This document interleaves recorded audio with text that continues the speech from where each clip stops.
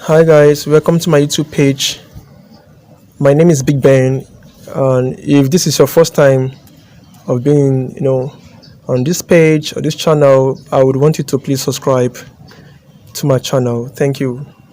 So in this short video, we are going to be explaining or discussing the basic laws of indices.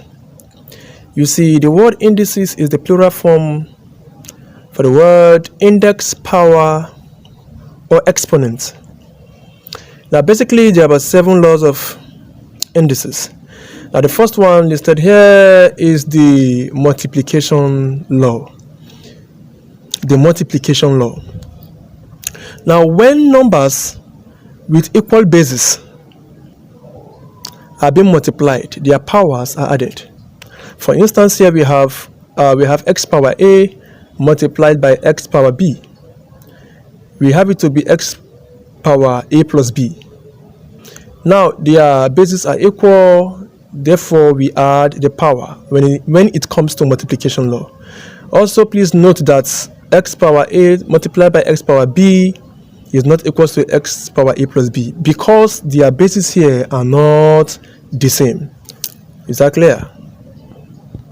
Alright, the next law now we have is number 2, which is the division law.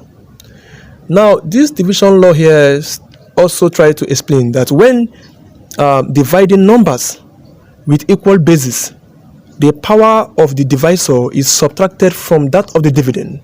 For instance, we have x power a divided by x power b is equals to x power a minus b, or x power a divided by x power b equals x power a minus b. This is the law of division. So long as we have equal bases here, then we are free to subtract their powers. Now number 3 here is what we call the law of zero index. According to the law of indices, any number raised to the power of 0 here will definitely give us 1. Now rule number 4 here is this, that whenever we have x power a, x power minus a, this guy can be written as 1 over x power a. It can be written as 1 over x power what? Power a. Also, if you have all in bracket y minus x power minus 1, like a negative index, this guy can be written as x over y. And 1 over a here, all power minus a, can be written as x over a. This is just a preliminary video to explain the law of indices. More examples will be solved in our next content.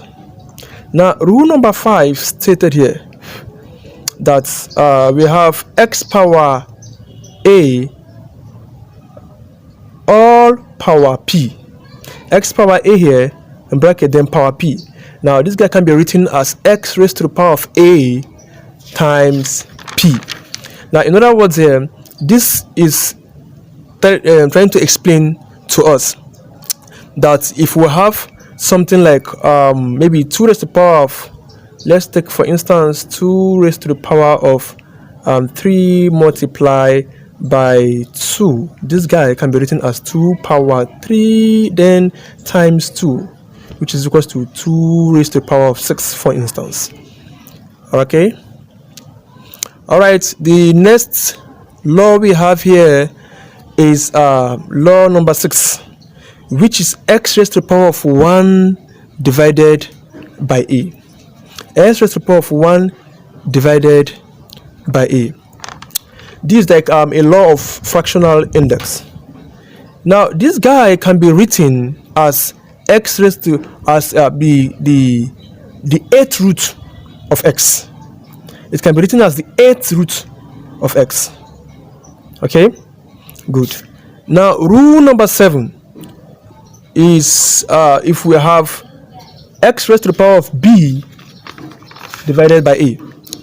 Now in this case now we call it the root power. We call this the root power also. It can be called the root power.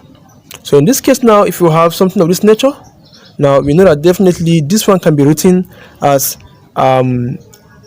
x, the 8th root of x, then all power b. Now let me just expatiate more on this guy. For instance, now this guy is written as b a, this form. You know that this can also be written as x here raised to the power of 1 over a then times b. Okay, so this is how it is. So at this juncture we can deduce this one to be the same thing as this the 8th root is the 8th root of x then all raised to the power of what, b. So this is how it can still be written. All right, okay, now guys, these are just the basic 7 laws of indices. These are the basic 7 laws of indices, and more examples pertaining to these laws will be solved in the next video. Please do well to subscribe and hit the bell button to get notification when a new video pops up from this channel, and I hope this video meets you well. Thank you.